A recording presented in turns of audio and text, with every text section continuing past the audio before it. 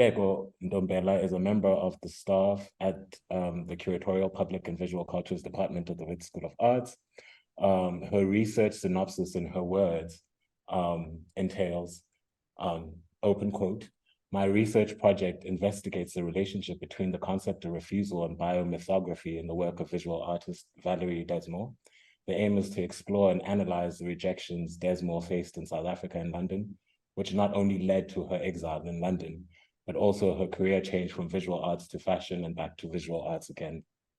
In so doing, it interrogates the extent to which the artist's own choice to reciprocally reject that which rejected her has in turn disrupted known workings of historical art exclusions. In other words, the research explores how Desmore's leaving and returning to visual arts as a form of self-determination, self-authorship, and voice complicates the often simplified understandings of South African modern Black artists as passive participants in the making of their careers, always as discovered subjects. The thesis therefore meditates on a self-authorship that enables newer understandings of art history, which in turn stresses a different kind of canon, one that centers the artist's agency as a prerequisite for any understanding of art historical writing. By examining the work of an artist, a woman artist, it asserts a particular positionality for South African modern Black woman artists more broadly. The presentation today, it begins with, I guess it's titled Residencies as a Praxis, a few notes on the history of art residencies. What does it mean to teach curating? What does it mean to undertake this task in a world where curatorial practice has become an integral part of activating public events beyond gallery and museum context? The Curatorial Public and Visual Cultures Curating course, which has been taught over the past 12 years, has been a space of diverse pedagogical explorations. Wrestling with the complex intersection of practice and theory, the course has deployed various teaching methodologies to make visible multiple sites of knowledge. These various approaches include the utilization of Lauren Beukes' book, Zoo City as a Curatorial Provocation, the history of June 16, 1976, the use of online platforms as an exhibition space, as well as a response to Nelisiwe Xaba's 2006 work, They Look at Me and That's All They Think, amongst others. For a period of 3 years, 2018, 2019, and 2022, the curating course has been designed around a residency program. This presentation will explore the adaptation of a residency as a teaching methodology. It will attempt to unpack how the creative surgeon of the residency process might allow for multimodal forms of teaching and learning. This initiative began with a residency with artists Hilary Balu, Guyangiku, and Rita Mugebo from the Congo, and most recently a curatorial residency with Clarissa Denise from Brazil. Nontobeko intends to elaborate on how, through an engagement with creative guests, the meeting of many worlds is made possible, how this provocation might propose a classroom that is multi-locational in its intent, leading to the development of sites of dynamic knowledge networking, where creative research can become possible. As Gwen Gio Sitze, a former student of the 2018 cohort, states, open quote, "A residency represents time bestowed, in as much as it constitutes an opportunity to preserve individuality and forge rich, enduring relationships, which may then become manifested in the form of new projects or collaborations that continue for many years," close quote. By reflecting on the 3 residency moments, the presentation offers a space to engage what Molemo Moilayo terms practitioning. This sentiment is understood as a moment where one can negotiate a place of practice that offers an unlearning of the safety net of the academy, whilst developing one's practice, new moments of learning. The possibility to think of curatorial teaching and learning as a process that occurs both within and beyond the formal institution. I hand it over to you.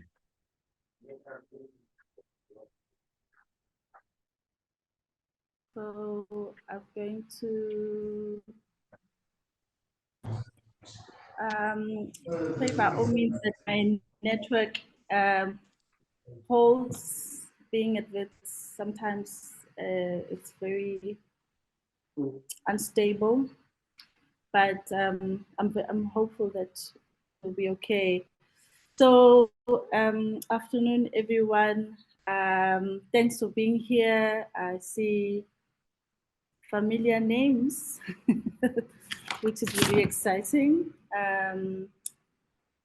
I am very excited by this invitation from Senachemba, over and above what I think usually now more and more is becoming important for me to reflect on, is this politics of saying yes. We say yes to friends, we say yes to colleagues, we respect. But our own capacities in that saying yes is something that is becoming quite immediate for me. I said yes in February, thinking October is a long way away, realizing now that October really came quite fast and furious. But we are here, and this is a great opportunity to reflect. What I'm going to share isn't necessarily the paper in its actual form, but rather fragments of thoughts of what I'm thinking through. The presentation has changed. Just thinking about how to make my thoughts more easily accessible. So as Sinatemba has explained, this particular presentation is focusing on forms of thinking through teaching that I've been reflecting on since joining the department. This is a paper that ought to be revising and submitting for publication.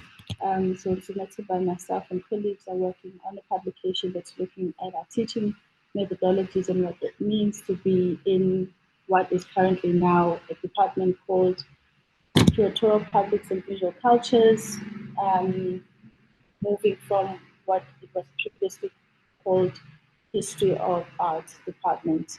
And this shift really has called us to think about our practices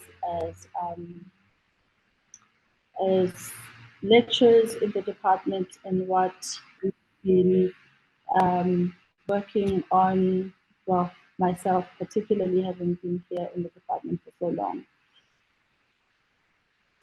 There has been long moments, I think, for me being here, and part of joining Wits was never really because I wanted to be in academia or wanted to be an academic. It was by way of wanting to have an opportunity to share and reflect on what I've been doing. By that time, it was probably over 10 years, having worked in Durban as a curator and having had a sense of working in Johannesburg via the Johannesburg Art Gallery, and the opportunity to be in a space where I could think through my ideas and what I'd been thinking about as curatorial practice was an incredible opportunity that being at Wits then I thought was going to be really an important platform. And I think it has been. Of course, it comes with its own politics that I will not dwell into. So since being at Wits, I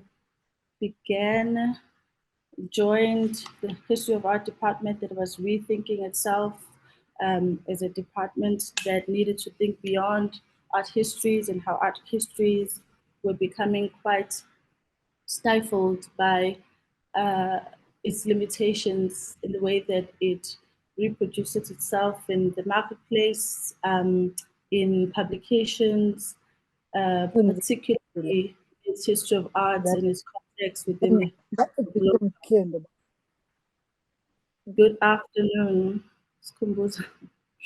And so coming into a space that wanted to expand itself, didn't know how to expand itself. I guess at the time, it has been very fruitful to not come in and think of myself as an academic, because my position and positionality has always been one of outsider within the space. It allowed me to also somewhat be selfish in thinking about that position as a space in which I needed to protect, and it needed to remain undiluted by the politics of what being an academic within a department then that looked at itself in particular ways, both racially, gendered, and and those kinds of dynamics being projected in the way that it faced the public or faced industry. And in joining the department over the last couple of years, and I've been drawing out and mapping out the what at first became a stream for an art history student to choose, which was a curatorial stream, versus what would have been conventionally an art historical stream.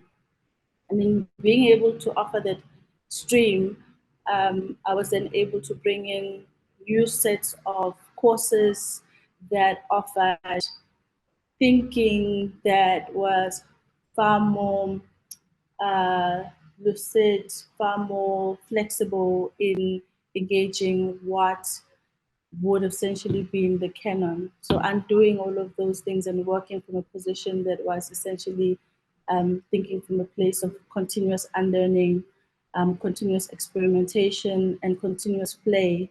And this is very crucial to what I'd be offering this afternoon. So just getting to my slides.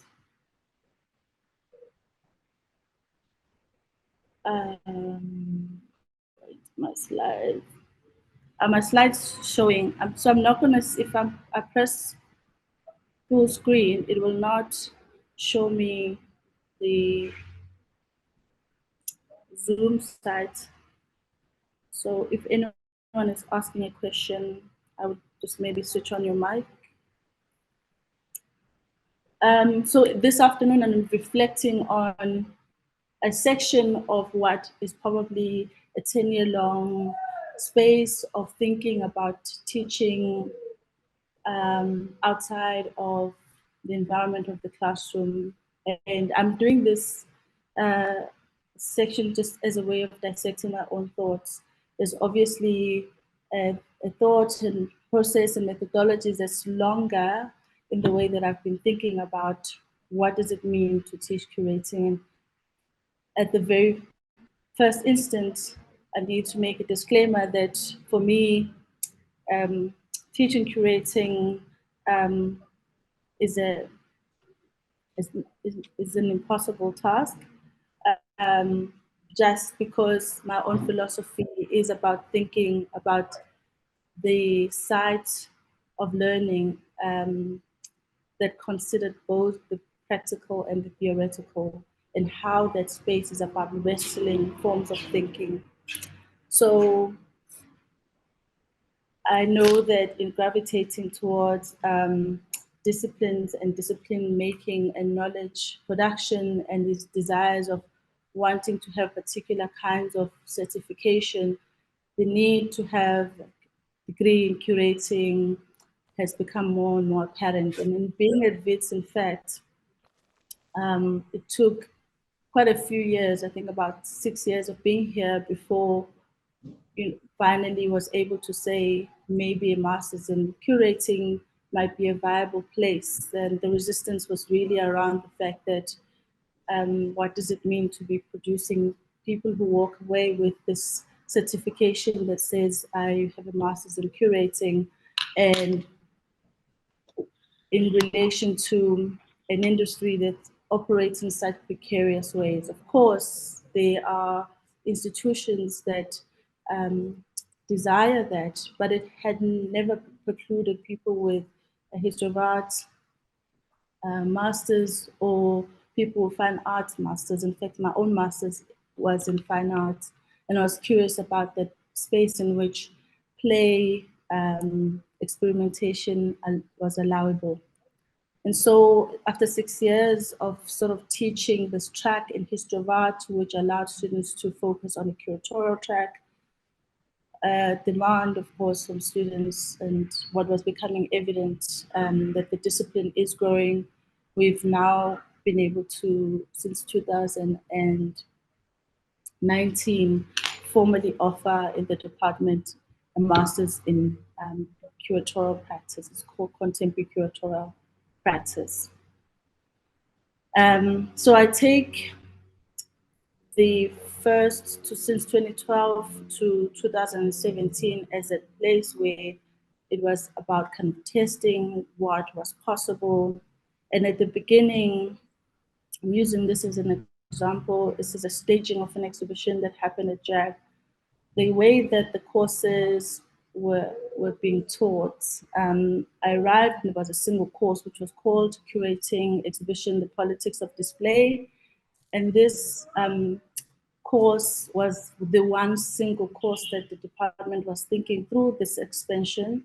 And in being here, I was then able to motivate for courses like museum education, courses like collections management, for courses like exhibition histories, which allowed then students to think about foundational thought around exhibitions and how they happen and where they happen, beyond just exhibitions as formal, four-walled events, but also ways in which artists have thought about their works and how they are encountered in public. And so this course or the track was always taught around a theme, and each year a theme would be selected. We did themes like Zoo City, looking at Lauren Beukes' book, where students were given the book to then interpret a curatorial stance around that book. That happened in Cornhill. We've had moments where we look at, for example, Nelisiwe Xaba's work, which was in response to the history of Sarah Baartman, which was called When They Look at Me. And students were then interpreting this multi-layered response from Nelisiwe to the story of Sarah Baartman. And that installation took place at the Back Factory. So each year we've got, these interpretations over the last sort of 10, 12-ish years of the course, sort of focusing in this way. As a result of producing this track and the traction that it was getting, I happened to encounter two then students, now very dear friends, Sari Mirnat and Patrick Mutegereza, who run an institution called Waza in Lumumbashi. They, out of a conversation, just from the experience of both doing their masters here and being supervised by myself, conversation was around how the irony of the conversation around repatriation and collections, that it's ironic that Wits Art Museum here at Wits has these works, a large collection, a Congolese material collection, but there seems to be no attempt to have a conversation with institutions in Congo. And this really came out as a place then to think about what became the next 2 years, 2018 and 2019. They were ending their masters in 2017. So this allowed us the opportunity to work and as colleagues from that level. And so looking at a series of structure, there were 4 institutions that were involved in this kind of, I would say, triangulation. So instead of doing the next 2018 and 19 series of teaching curating, we decided to experiment by looking at this idea of residencies. And for us, it was about this idea that if we're looking and responding to the collection and RAM and thinking about a conversation in context, what would that look like, and how can we think about this mode of residency as a way of thinking. At that time, also, I think I need to make this disclaimer, I was very much involved in BC Silva's itinerant school, ASICO, that this idea of a roaming school, this idea of a classroom, an experience of learning that was outside of a formal institution was really, really appealing to me. It was asking me once again to think critically about my own practice within a context like Wits. And Nobisi spoke about it as being part residency, being part lab, being part a school and a classroom, and always this idea of collapsing those very structures that may be limiting. And so I'm thinking about BC's modalities of this idea of knowledge being invoked from sites, of a roaming school, of this idea of this intensity via a notion of the lab. And I'm thinking as well about how to move the course beyond its kind of now this routine of choosing a theme, students responding to it, but rather to think of a different kind of modality. It would have been, I suppose, easier to say, okay, students are going to work with the material that's available at WAM, and that becomes another kind of iteration of the course. But out of a very intense process of being in a supervision with Sari and Patrick, it became quite evident that more, and of course, Sari's own practice and research was around participation and collaborative practice and the limitations of that. And so the thought was, what about we devise a project that would mean there is less static response to the object than curatorial intervention, but rather there's fluidity of people and there's this mobility that's allowed through the project. And of course, as residencies are kind of known, it is about this idea of mobility and having people immediately accessible, and ways in which we move cultural conversations more closer, as opposed to constructing exhibitions that are about getting collections from one place to another. We thought about this idea of kind of the notion of deterritorialization and thinking about these contexts, the context of these four institutions. You had Waza, you had the Museum of Lumumbashi, um, and you had Wits Art History Department at the time, and then you had WAM. And of course, our relationship as History of Art with them has its own precarity around what has been this almost in service, and what the curating program was resisting. And so going back to WAM, wanted to avoid this idea that we're coming in to service their collection, but at the same time opening this invitation for them to participate. Of course, the immediate response, as we kind of know the anxieties of institutions like the Art Museum, they were not very receptive in being part of this conversation with the museum, Waza, and ourselves. But the conversations then continued. And out of, I mean, if I say 2 years, it's probably incorrect. I think the project was over 3 years. And thinking about this back and forth, this idea of residencies back here and there. I think it is Boris Groys who speaks about this idea of these temporary citizenships that we occupy.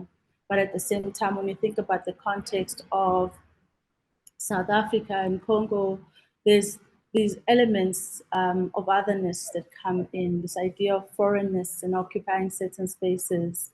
There's also the other part that was really interesting is around language, but I'll get into that in a bit. So over the 4 years, we decided to use 2017 as a space of testing and trying to fundraise. So the beginning of the year, we did a whole lot of series of workshops engaging with communities in the Lubumbashi. It became apparent to us, or we got to know that the museum in Lubumbashi had at some point tried to engage the Wits Art Museum about its collection for exhibitions that they were doing. But of course, we know the reply to that invitation was to say the institutional capacities were not comparable. So it was really interesting working with this mode of trying to engage and really engage, trying to break the boundaries of hierarchies, very much aware of the dynamics again between South Africa and Congo, which was easily the big brother dynamic of the institution like Wits being resourced in particular ways, the institution like Wits being a space in which knowledge gets captured in particular ways. So it was important that the conversation was constantly about collapsing and thinking through and critically about those things. And so we begin with workshops, and the workshop starts in Lubumbashi. We have workshops around how we think about the residencies. We were, I think he was out of a conversation with George Mahashi at some point where he pointed to other projects that I think it was Clementine Delis had been working on around residencies and bringing artists to come and respond to Western institutions' problematic framing of their collections, and how that kind of mobility already existed. And we wanted to think differently about that kind of engagement, that it wasn't necessarily us bringing artists to South Africa to then suddenly make them easy for reading for an institution like Wits, which of course claims to be far more progressive about its stances around this collection in any case. So there was conversations around who the Lubumbashi team invited artists whose work was already critiquing these elements, and worked with a series of those artists, engaging, of course, the collection with the institution. There were workshops that invited local experts, different academics who are working with the collections there, but also community members and leaders who engage with these collections more formally. And it was really an interesting space, because of course it was not without its tension, and tension here I say in a very positive sense, in the sense that there was issues of language and translation that we had to contend with, and how it wasn't about one translating the other, and being very careful of, again, institution like Wits becomes the one that wants to translate content that speaks to itself in particular kinds of languages. That was followed by experimentation within the museum. First was an exhibition that tried to bring and expose the collection from Wits to Lubumbashi. So we had this wallpaper that we used and installed in the museum in relation to the collection, that trying to attempt a conversation between these two objects, these two institutions. And I don't want to dwell on this. There was this like extension and access to Wits that was in some ways awkward and weird because we had access to the space, but there was also no access to certain things around the space. So we got permission to, photograph this wallpaper of images of works that were from the collection. We took this and we brought it to Lubumbashi, and we created this dialogue between these objects and institutions, spoke to in lengths about what that meant. And this was really at the faculty level, where it was myself, and the time I was teaching with Chief Faso Mabaso, who came with me, as well as Samim Mdluli, who was also interested in how this might extend to an institution as well. And so we had these workshops in Lubumbashi, and then of course the next iteration was to happen at Wits, and we had the first artist who came to Johannesburg. Within Wits, immediately falls into the classroom environment. It folds itself into this course curating exhibition, and the students are receiving the artist who then comes and is meant to respond in whatever way they will to the collection at random, or they could dismiss it. And such in the case with Hilary Bulu, who came, again, sorry, my computer's not here. This was the first catalog that was produced. And his own work was in relation to the history of cultural material that's often in relation to Congolese space. And he was very interested, already producing material that responds to this. And so he comes to Johannesburg, sees the collection, begins his residency. Students are trying by all means to design a cultural experience, a translational experience that was very strained because they all had to walk around with a translator. And part of the course was that it's very much driven by the students who need to be thinking around what does it mean to be engaging, not with material, not with the collection, but you're engaging with what we were calling cultural communities, right? In this instance, Hilary, who is coming from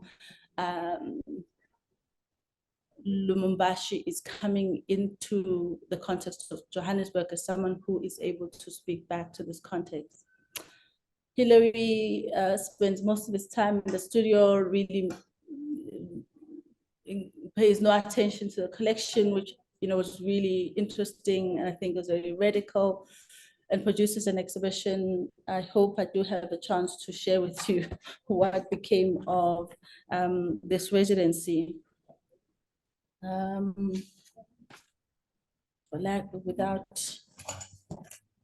let me check my notes.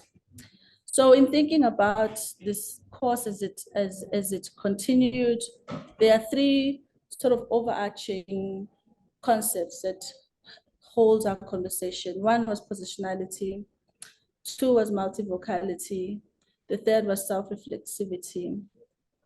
And in thinking about these three positionalities for us, it became quite evident, again, to draw on George Mahashi's concept of speaking against the grain, speaking with the grain. And he says at the very end, and most importantly, perhaps speaking with a grain of salt. And so this idea then permeates itself into thinking about intertextualities, and my own thinking within the classroom being framed for a moment, and perhaps even the moment continues around Kwali Kutsia's ideas and book that was around accentedness, and she talks about intertextuality. She says instead of seeing intertextuality as a form of affiliation and affinity, intertextuality can be used to demonstrate a lack of affinity. And the course then centers itself in this space of non-understanding, misunderstanding, presented as the very aim of the objective. How do you reveal this this wrestling, the space that is not comfortable, the space that doesn't allow us to reach a place of full understanding, both in a practical sense, English, French, limitations, but also the relationship between institutions in Lubumbashi and WAM, the relationship between ourselves as History of Art then and WAM, and then thinking about what that space does when the point is not about translating to talk about affinities or to talk about being in understanding, but revealing those misunderstanding or non-understandings. Mobilizing what Senatemba pointed out is also my interest and mode of thinking. It is, of course, encapsulated in Coetzee argument around the classroom being the space of wrestling and wrestling with these histories and not coming to a conclusion. There are further two sets of thinking that continue to hold the course. One is on tone and one is on theme. The first, the course carried the tone of mistrust and suspicion, not mistrust between the students, not mistrust between the guest visitor, but mistrust in the way that they were engaging the content, the way that, and Hillary's first response of not engaging with the content was already illustrating the space of mistrusting the possibility and the potentiality of the collection, allowing for productivity. And in a sense, then I say theme, which is carried maybe as a theoretical framework or a thinking framework, or practice, which is refusal. And here, again, bringing back Coetzee, who talks about refusing a particular context and a set of intertextual assumptions and resisting the kind of absorption that is about neutralizing. So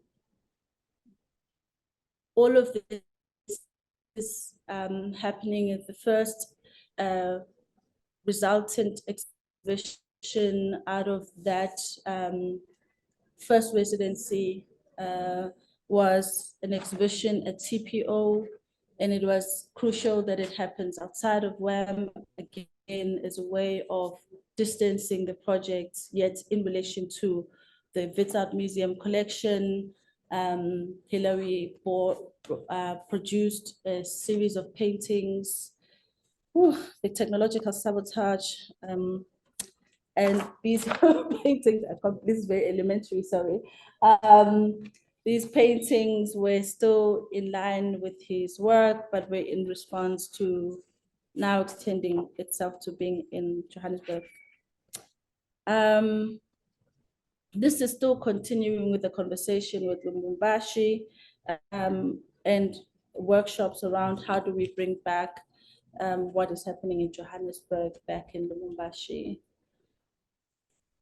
At the end of the residency, Hillary has the exhibition, ironically, and I don't think whether WAM thought about what this kind of gesture did to the project. They actually bought two of Hillary's work, which we thought was a really funny gesture. And it being about this idea that there is a sense of capturing and there's a sense of wanting to relate to the project, but there is a sense of connection and responsibility, or wanting to take the responsibility.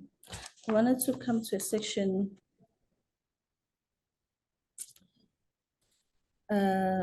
around, so in this moment we reckon with the fact that the project might find itself in this attempt to decoding the blueprint of the collection at WAM, that we are wanting to undo historical harm by this invitation of the residency, that in itself, we were pardoning WAM.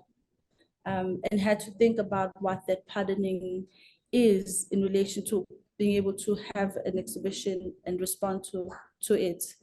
And their buying of the work is making us, it's implicating us within the institution in particular ways that we wanted to resist. But we wanted to give ourselves another opportunity. We had the second residency, and for the second residency, we invited performance artist by the name of Rita Mugebo, who was interested in ceremonial cleansing, and this took a different turn. Perhaps also maybe to frame one of the other key important things around the makeup of the course was that in doing this so-called praxis, the site of theory and practice as a framing of the course, of course, it relies on students who come with a set of skills. And in so doing, it means that students are coming in with ways in which they can respond to the collaborative projects that they have to do together, working with and hosting an artist and producing exhibitions or producing series of curatorial gestures, that means that the result of the course is never the same, because it is in that kind of core learning, that shared space of learning, that forms of learning really happen. That is less about the course being about here, the set of skills. We assume that everyone is coming from the same place and we are teaching this information for you to walk away with a set of skills. There is often and continues to happen. I bumped into another student at the art fair recently who said they were still in conversation with people who were from the same class. So it was about fostering these, becomes about these fostering of networks of people who are able to see, collaborate, and identify themselves as practitioners who are able to go out of the university, do more unlearning from a space where they came to know each other.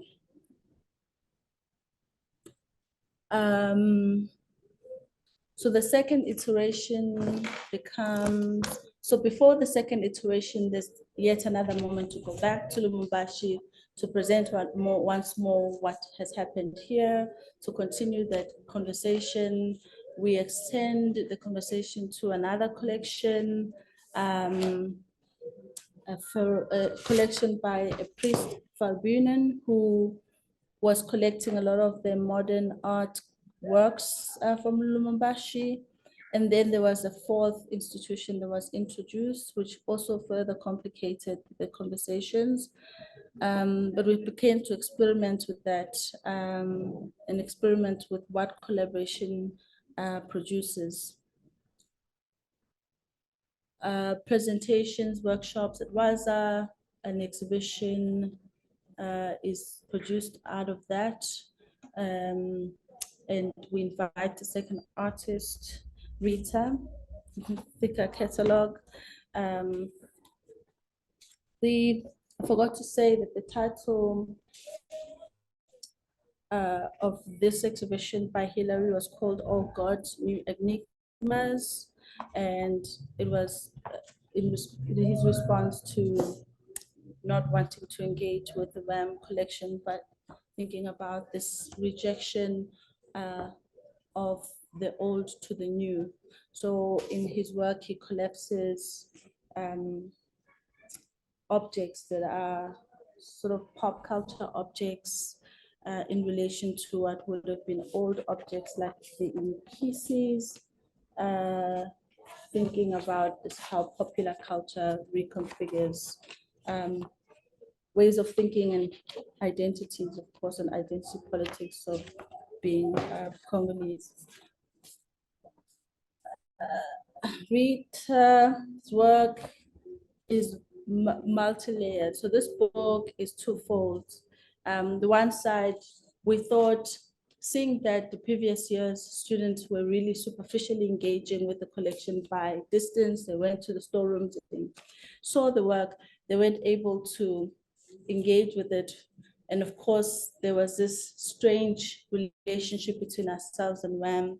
We wanted to push a little bit to see what it would be like not to work with this sense of distance with WAM, but work with the institution. And the students who began their course in the following year, 2019, were immediately asked to curate and select a set of objects that they would pre-curate or curate for Rita when Rita comes to respond to. The residencies were 1 month, so it means the course is 4 months by virtue of a semester. By the time the artists come, the students would have done the theoretical work, they would have done the preparation work in anticipation to receiving the artists. When Rita came, the first thing they had done was to curate the collection, and that display was an important moment because then Rita was responding to a selection of works that the student had already prepared for her. There was a moment as well for students to engage with the formal institutions such as WAM and understand what that kind of engagement is, which revealed so many things for students. Raising, of course, at times anxieties about how the institutions work and different kinds of institutions, because following that, they were going to engage with the point of order, a more experimental space. So this framework of being organized, of presenting work in particular ways, really jolted students into a different mode of working. They produced this exhibition that had to kind of have a title, wall text, selection, display, had to work with an installer, a maker for the tools that were going to be used for displaying these objects, had to be guided and monitored in particular ways about how they accessed and came in and read and what they were saying about their collection. It produced, and they, in the end, were very much interested about process, and this process being part of what they illustrated in their book, hence it became so thick. So the first installation was, we were given a space at WAM, a very small space near the basement, to show the installation. And this was, formal installation. It was accompanied with, students used a lot of quotations to raise tensions without saying those tensions directly. They wanted to reveal the kind of institutionalization of these works and how they come to bear,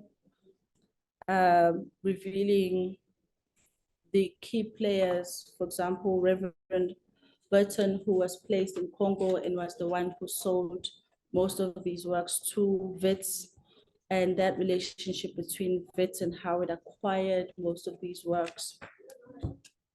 Rita came and produced a really beautiful response, a performance piece, which was in a way an attempt to,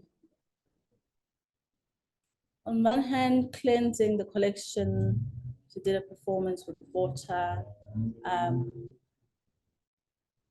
At the same time, I took away from it as a cleanse of herself away from this collection.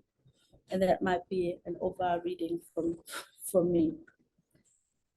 So thinking about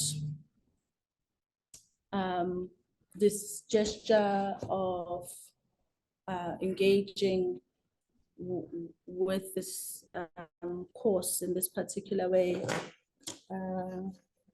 Sari, myself, and Patrick came back, and we wanted to do the second iteration, which was now in 2020, but we went into lockdown. But I think, this was a really important shift in a moment that really was important for us to reflect. We had to stop, we had to reflect on what this continued engagement with this collection was, what the residencies offered us in engaging with the collection, and about these power dynamics that were reproducing themselves, regardless of how critical we were of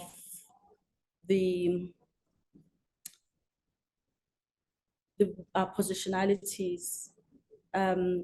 We were continuously exempting the culprits from really directly engaging with institutions. Failed numerous attempts of trying to put or extend a residency via, for example, inviting the curator of Lumumbashi to come and spend time at Wits. These were sadly kind of resisted, and we had to reflect on this. I think the gesture and the attempt to engage the collection in this way gave us insights of institutional resistance, of wanting to think about where the praxis or where the place of learning happens. Of course, there was so much that came out of the courses, and I'm summarizing the curatorial gestures that came. Vita's program was really packed with a whole lot of content, where a lot of conversations were happening in Belgium around the museum, the National Museum there, and its rethinking of the collection that found its way into the conversation. Students brought in films, documentary films that were critiquing those forms of collections. And so it allowed for a multi-institutional, multi-vocalities of histories to emerge in the space, and to think about how knowledge gets produced. Often I think about how this reminds me of this notion of speaking with, as opposed to speaking nearby, and thinking about this relationship of critiquing institutions, and not necessarily always within, but that within being near to and engaging in relation to institutions like the Art Museum. Yeah, I think I'm going to end there. I've spoken a lot, I think way over what I was allocated. Is it all right to stop here? It's okay. It's okay. Thank you for that presentation. I first want to state that I guess there's a certain dynamicism in having a constellation of different pedagogical and institutional processes in effective juxtaposition with each other. And your presentation raised a number of issues around the question of institutionality, as well as a certain responsiveness, right, in how we reimagine pedagogical processes within the present. I would like for you to maybe possibly elaborate on, because you detail quite vividly and keep going back to it, some of the challenges that, came up in working with an institution such as WAM. I know I begin this by being somewhat contentious, but maybe, you could think us through those processes and how they affected how you thought about the project, how the students kind of engaged those institutions, and, how you wrestled with them in some sense. Yeah.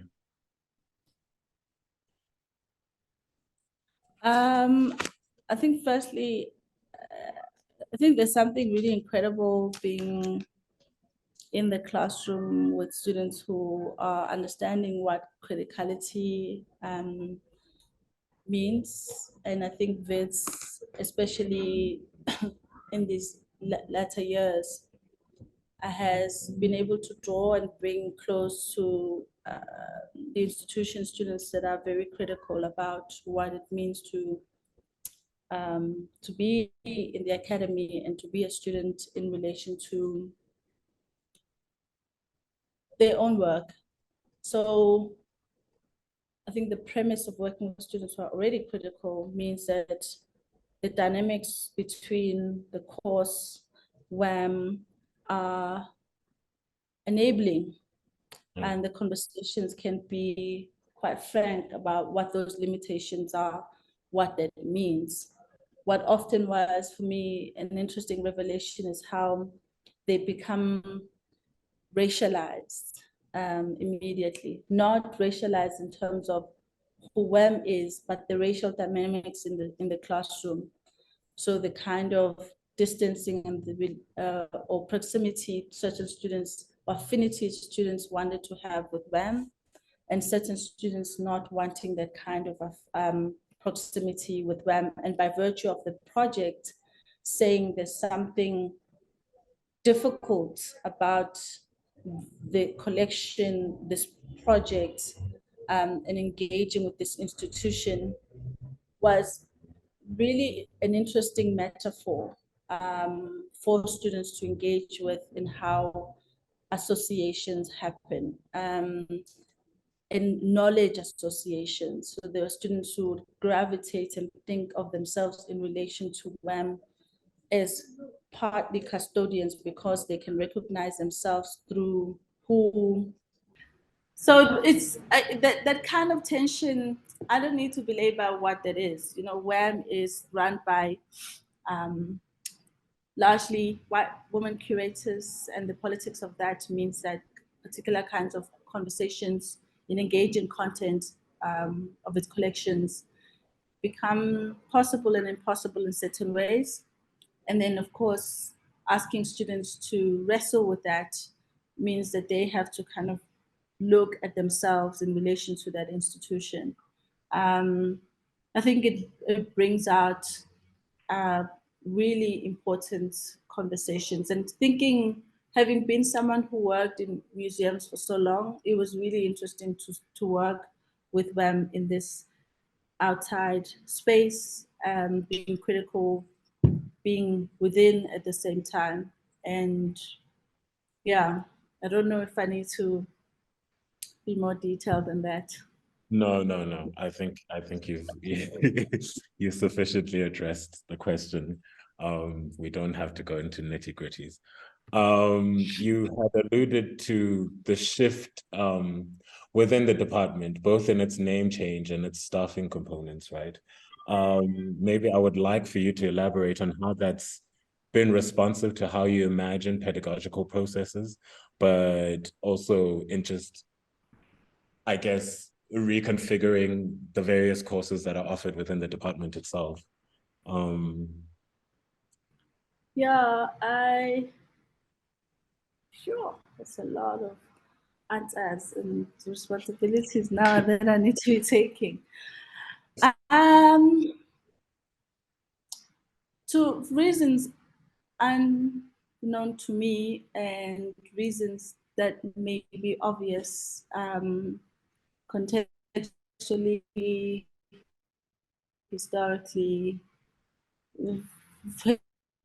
this history of art found itself conditions available. And this was, at the time, was with great anxieties about how it rethinks itself. Given these kinds of expansions, it was a really remarkable opportunity to rethink what the department becomes. We could not really hold a conversation to call ourselves art history anymore because I think those ideas were shifting, and it was an opportunity to rethink what that identity is. And so in its makeup, the department has completely changed, with incredible minds joining us, like Sinatemba, not to mean this in any patronizing way.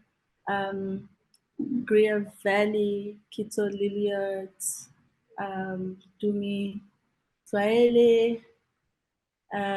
This has been a really, really incredible shift in the way that the department sees itself, thinks of itself, its ideologies that make a space of engaging and critical engagement. And it is with that, not only by virtue of who gets appointed, but it was this moment that allowed us to rethink ourselves that name change came about.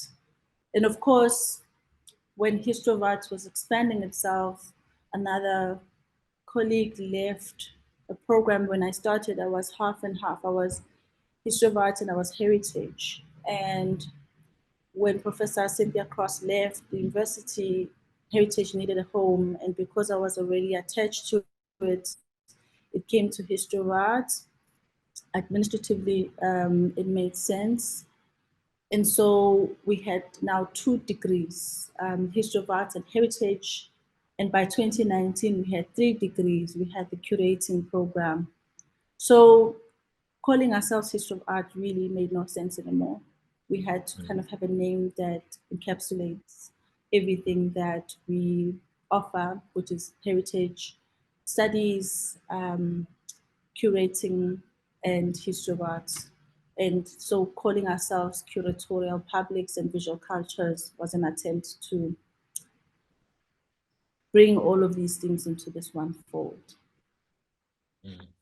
I'm going to ask one more question and then open it up for discussion. So I'm not hogging the conversation. And it's quite, well, it's really quite personal, but not really. But how do you see your work within the department speaking and or in conversation with your broader research and curatorial interests, I guess? And how do you kind of wrestle with those various positions?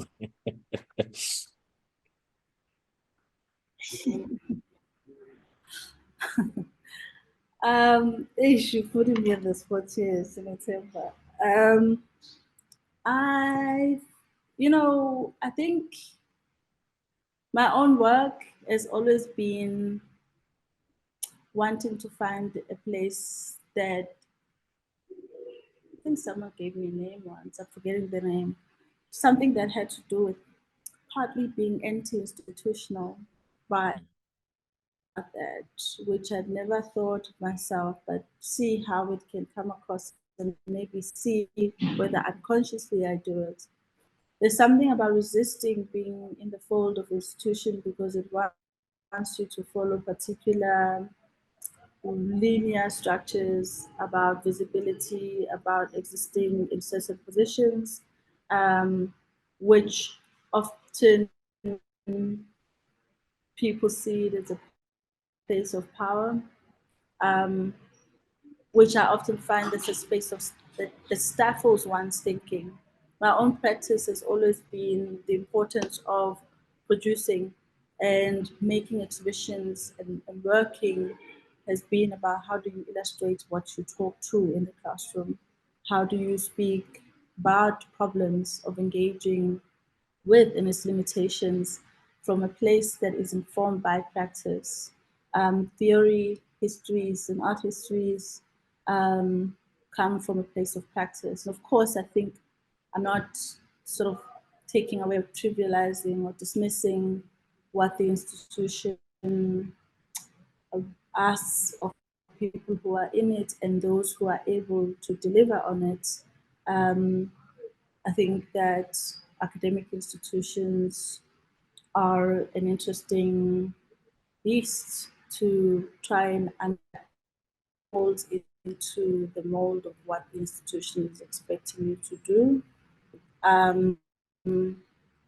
Yeah, and painfully, it's been painful.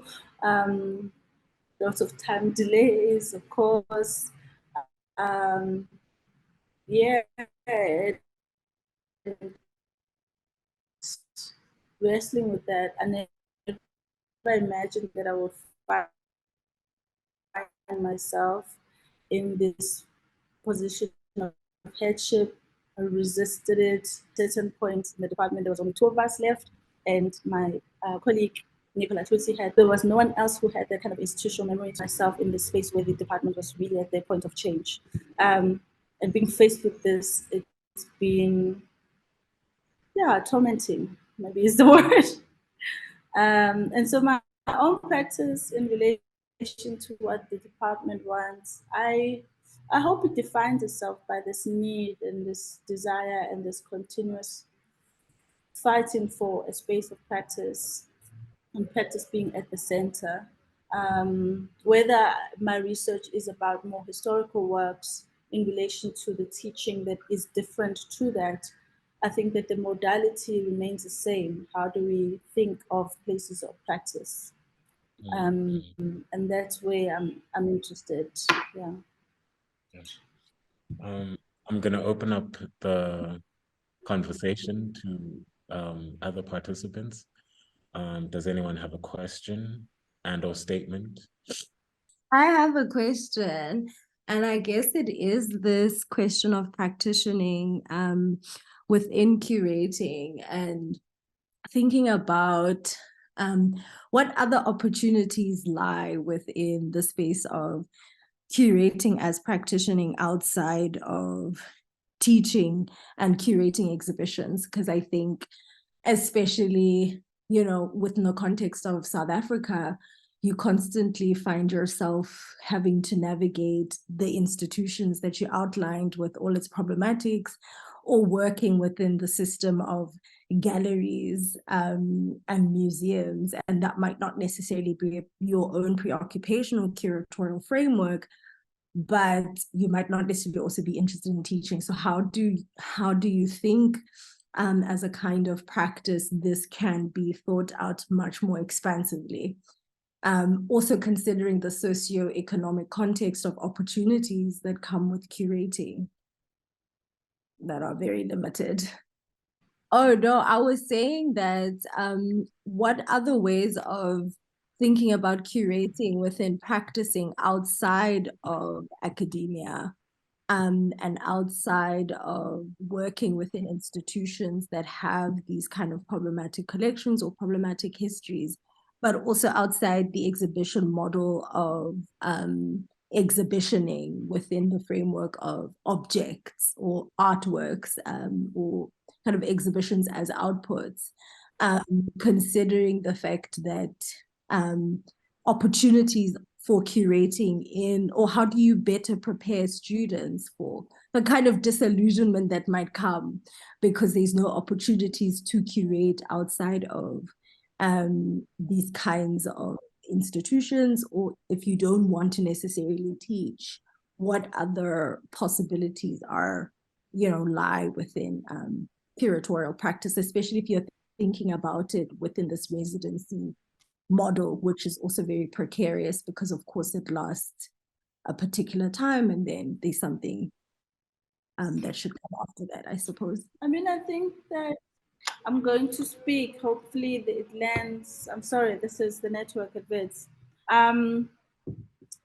The opportunities out there, and I think there's an organic way in which things really make themselves available, opportunities of industries and how they define. I could say here and say, here are these opportunities.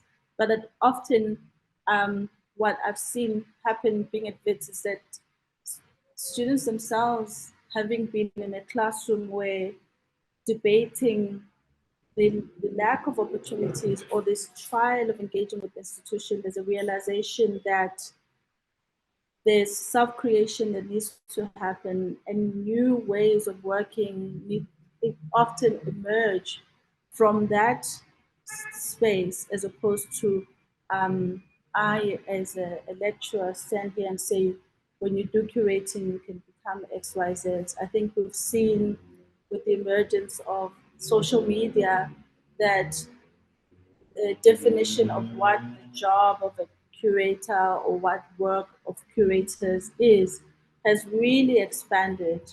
And that expansion is happening as the kind of workplace economies expand themselves. So I would be uncomfortable sort of listing and naming things that I know are, in a sense, rapidly changing themselves. But what I can say is that what I've seen happen is that it is the students themselves who are able to come, and I'm constantly learning from undergraduates where information gets sourced, opportunities get, and with that, having to have a conversation with them about that kind of anxiety. What am I going to be when I leave university? Yeah, I think being able to have that conversation or have students have an exhibition or whatever installation at RAM, have an experimental thing at TPO was purposefully about illustrating the possibilities of working differently institutionally and getting students aware that the work is self-defined as opposed to coming out of here and having a place of work. And I think this is what makes us very different to how I think perhaps UCT is thinking about the curating program.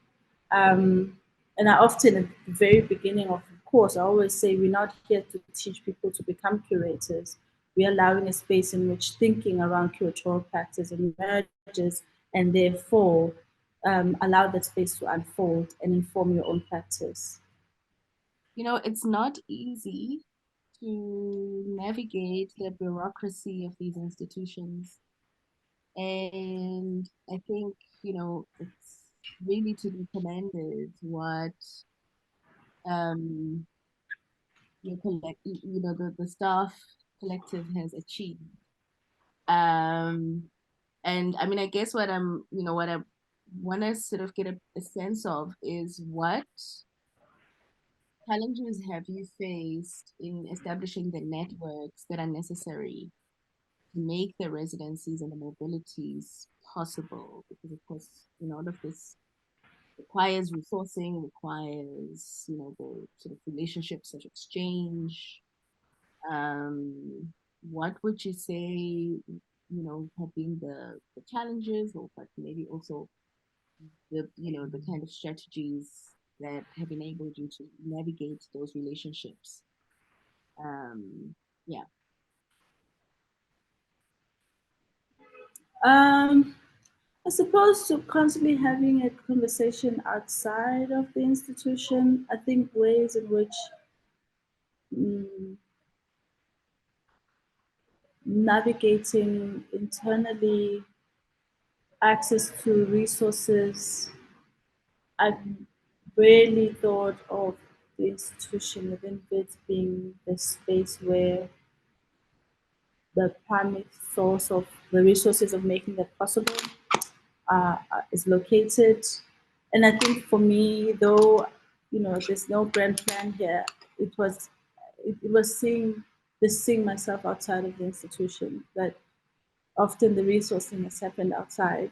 The first iteration was funded by different institutions, and the money was channeled via them as a way of engaging to the paid for the artists, as opposed to we work with Standard Bank, we work with Goethe, Patrick and Sari were able to fundraise from Lubumbashi, and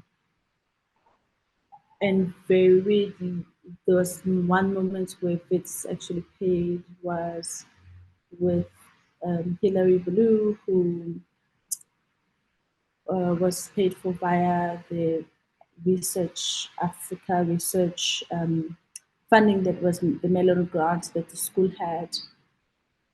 And I think maybe this has always been my approach, is that you do and you desire to do, and the funding sort of, and the way you navigate the funding happens.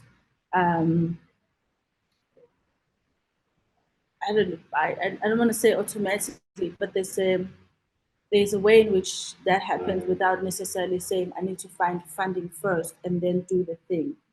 And I think that kind of haphazard way of thinking has landed the work that I've done with the residencies possible, because I think if we waited for them, in fact, when we had the last residency where we invited a curator, which I didn't speak about, then there was a sense of the project is departmental and the project needs to be funded via Wits, and therefore we looked for funding and then invited Clarissa de Dins.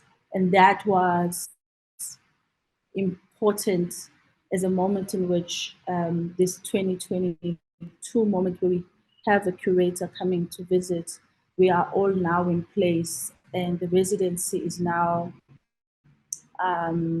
adopted departmentally as part of what the offering is. And I guess what it does, and it's probably a lot of work, it means that one constantly has these external relationships with institutions that one has to manage, which means one is essentially having many, I don't want to say employers, but many forms of authority that one has to kind of comply with and engage with.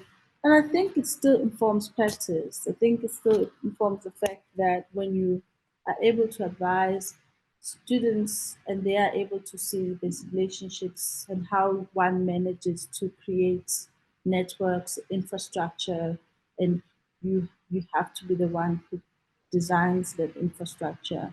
The classroom, for me, is a place of frankness, and that frankness and haphazardness and disorganization needs to be apparent to students, and they need to be able to see how it's about bringing those together, that they too can see themselves in institutions who are able to formulate networks, if that makes sense. Yeah, thank you. Do we have any more questions? Oh my God, Punta is here. Oh my gosh. Would Khunse possibly have a question? Okay, no, not putting down the spot. I have no question, but I'm very intrigued by the conversation. Thanks, Nonto, for having it. Okay.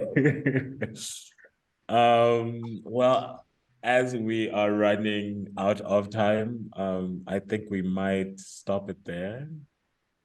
Thank you, Nonto, for engaging us, and thank you for giving of your time. I'm immensely. I'm sorry that I couldn't share in any images. I'm not sure how without taking people's time, but yeah, really apologize about that. It's fully understandable with the technical difficulties. I think everyone understood. And your conversation encapsulated also the general sentiment of how you're thinking about practice and how it informs your pedagogical processes, which is quite dynamic and also quite interesting to note, and how this course is constantly shifting and wrestling with, I guess, thinking about contemporary curatorial practice within the present and being particularly site-specific and responsive also to questions within, not only within Johannesburg, but also with Johannesburg in conversation with other places, right? Imagining it as a place that's, isolated, but always drawing from other places also to reimagine itself and also to kind of question itself.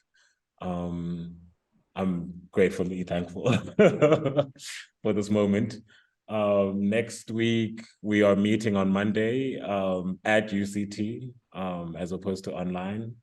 And Sikumbuzo Makundula will be launching the Tio Soga reader at Michaela's School of Art. I'm not too sure of all the details. Maybe Amo could help with that. But I hope to see everyone who is in Cape Town and allow for also broad, I guess, discussion to happen. And yeah, I think I'll stop there for now. Amu or Nomusa? Oh, thank you. Yeah, so the reader launch will be happening at Michaeli's in the Michaeli's Lecture Theatre. And it's pretty much on the hidden campus, which is the art campus. So yeah, please join us for that. It will be happening at 2 p.m. Thank you, Nonto. Thank you, Snetemba. This was a really fruitful discussion. Thank you, everyone. Thank you, Amo. Thank you, Nomusa, and for everyone who was able to come. Thank you so much.